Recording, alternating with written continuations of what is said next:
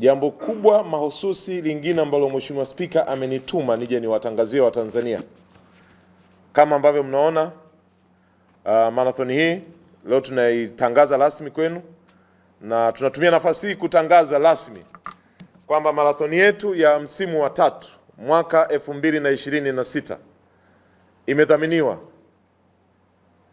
na mabingwa au simba wa bahari Silent Ocean. So, Watanzania popote pale mlipo,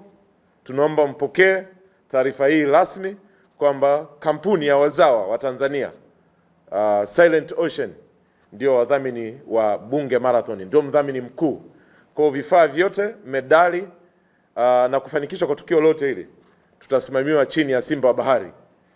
Silent Ocean. Moja ya malengo ya sisi kushiriki ni kuhakikisha kwamba watu kwanza, ukiachana na masuala ya zawadi, lakini afya, lakini vile vile niweze kusema hapa mbele yenu kwamba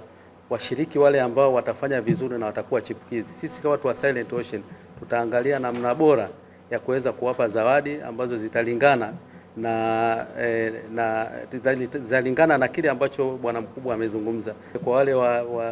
wale wakimbiaji wadogo ambao of course wataonyesha kwamba wanaweza kuwakilisha vyema taifa letu, sisi Silent Ocean kuna zawadi bora kwa ambao tumewaandalia, lakini hatuwezi kuitaja leo, tutaitoa kipindi hicho.